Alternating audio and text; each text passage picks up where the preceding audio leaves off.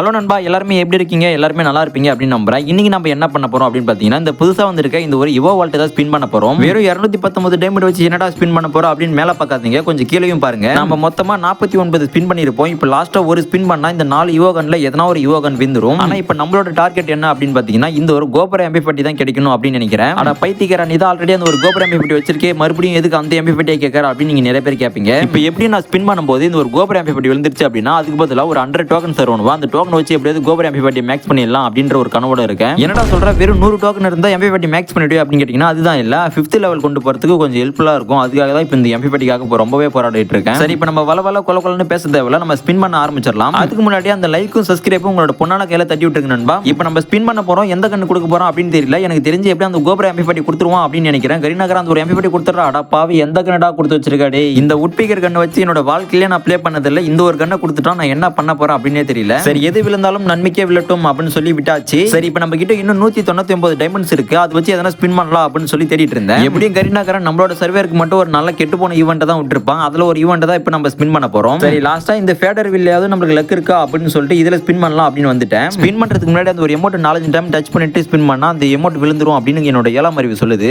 எத்தனாவது அறிவு சொன்னாலும் அவ்வளவு சீக்கிரமா இந்த ஒரு எமௌண்ட் உங்களுக்கு நான் 9 டைம்ல தரமாட்டா அப்படின்னு சொல்லிட்டு கரீநகரன் இந்த ஒரு ஸ்கேட் போர்டை கொடுத்துட்டு வீட்டுக்கு அனுப்பிச்சுட்டான். அதுக்கப்புறம் நானும் நினைச்சு பார்த்தேன், இந்த 200 டைமண்ட் வச்சு அந்த எமௌண்ட் எப்படி தரமாட்டா, இந்த டைமண்ட் வேற எதுக்கு யூஸ் பண்ணலாம் அப்படின்னு சொல்லி நான் விட்டுட்டேன். சரி, இன்னைக்கான ரெடிங் கோட் வின்னர் யாரு அப்படின்னு பார்க்கலாமா நண்பா? கொஞ்சம் வெயிட் பண்ணுங்க. நம்ம லாஸ்டா அப்லோட் பண்ண அந்த வீடியோவோட லிங்கை எடுத்து இந்த ஒரு வெப்சைட்டுக்குள்ள போட்டு யார் ரெடிங் கோட் வின்னர் அப்படின்னு கண்டுபிடிக்க போறோம். அந்த ரெடிங் கோட் யார் வின் பண்ண போறாங்க அப்படின்றது எனக்கே ரொம்ப ஆர்வமா இருக்கு. நம்ம போட்டு இப்போ கிளிக் பண்ணதுல மொத்தமா 22 கமெண்ட்ஸ் தான் வந்திருக்கு. அந்த 22 பேர்ல ரெடிங் கோட் வின்னர் யாருன்னு நானும் தேடிட்டே இருந்தேன். அதுக்கப்புறம் ஒருத்தர் வந்து மாட்டிக்கிட்டாரு, FF பாய்ஸ் அப்படின்றது ஒருத்தர் வந்திருந்தாரு. இன்னைக்கான ரெடிங் கோட் வின்னர் இவர் தான். நீங்களும் இதே மாதிரி ரெடிங் கோட் வின் பண்ணணும் அப்படின்னு நினைச்சீங்கன்னா இப்போ நம்மளோட சேனலை சப்ஸ்கிரைப் பண்ணிட்டு கமெண்ட் பாக்ஸ்ல உங்களோட UID மட்டும் கமெண்ட் பண்ணிட்டு போங்க நண்பா. நாளைக்கு நீங்க கூட ரெடிங் கோட் வின் பண்ணலாம். மறக்காம கமெண்ட் பண்ணிட்டு போங்க நண்பா.